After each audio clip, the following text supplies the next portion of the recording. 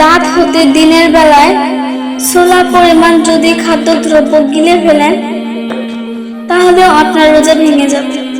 অনেক সময় দেখা যায় আমাদের দাঁতের পেরে পারে অনেক জিনিস ঢুকে যায়, সেগুলো যদি আমাদের দিনের বেলায় পেটে যায় তাহলেও আমাদের রোজা ভেঙে যাবে। স্ত্রী সহবাস করলে কি রোজা ভাঙবে? তো এক ভাই আমাকে কমেন্টস করেছেন। তো ভাই, আপনাকে অসংখ্য অসংখ্য ধন্যবাদ একটি সুন্দর কমেন্টস করার জন্য।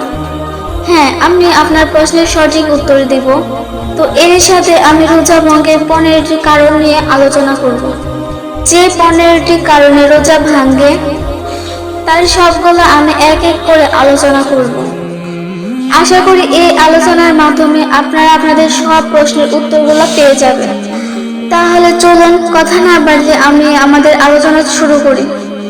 তো আমার রোজা ভঙ্গের 1 নম্বর কারণটি হলো দিনের বেলায় স্ত্রীর সাথে সহবাস করলে রোজা ভেঙে যাবে।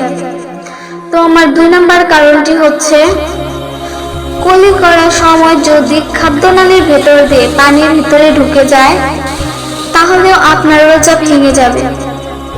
রোজা ভঙ্গের 3 নম্বর কারণটি হলো ইচ্ছাকৃতভাবে মুখ করে বমি করলে। কেননা কারণ হচ্ছে অনেকে মুখে আঙ্গুল দিয়ে বমি করে।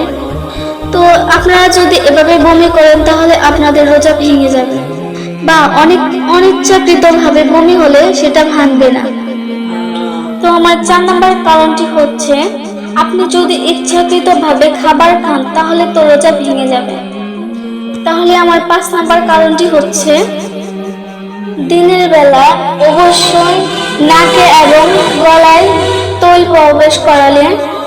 তো আমি আবারও বলছি, নাকে অথবা কানে তৈল প্রবেশ করালে তো আপনার রোজা ভেঙে যাবে। আমার 6 নম্বর কারণটি হচ্ছে কেউ যদি আপনাকে জোর করে রোজা ভাঙালে তাহলেও আপনার রোজা ভেঙে যাবে। তো আমার 7 নম্বর কারণটি হচ্ছে ইনজেকশন অথবা স্যালাইনের মাধ্যমে শরীরের ভেতরে ঔষধ পৌঁছালে আপনার রোজা ভেঙে যাবে। আমার 8 নম্বর কারণটি হচ্ছে কোনো প্রকার ফলের বিচি গিলে ফেললে আপনার রোজা ভেঙে যাবে।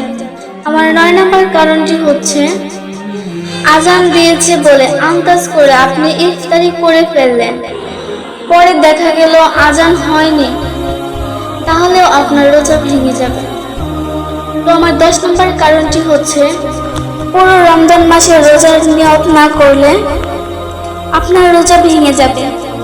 তো আমার 11 নম্বর কারণটি হচ্ছে দাঁত হতে দিনের বেলায় ছোলা পরিমাণ যদি খাদ্যদ্রব্য গিলে ফেলেন তাহলেও আপনার রোজা ভেঙে যাবে। অনেক সময় দেখা যায় আমাদের দাঁতের পেরে পারে অনেক জিনিস ঢুকে যায়, সেগুলো যদি আমাদের দিনের বেলায় পেটে যায় তাহলেও আমাদের রোজা ভেঙে যাবে।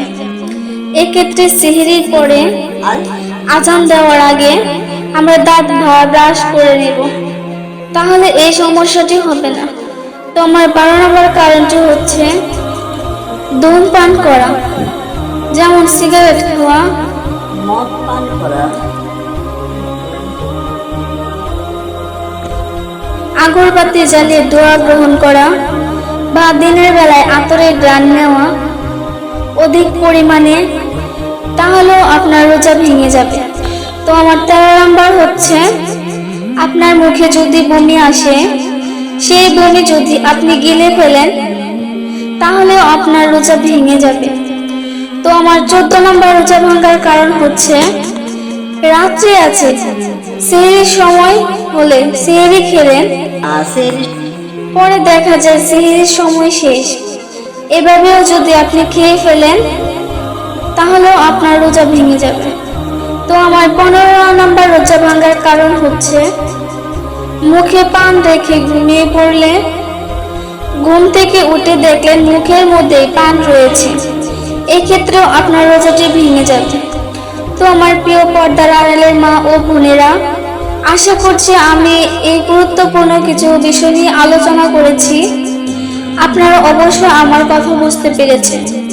আমার আলোচনাগুলো যদি ভালো লেগে থাকে আমার চ্যানেলটিকে সাবস্ক্রাইব করে রাখুন।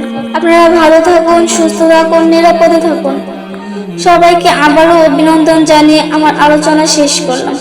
আসসালামু আলাইকুম ওয়া রাহমাতুল্লাহি ওয়া বারাকাতুহু।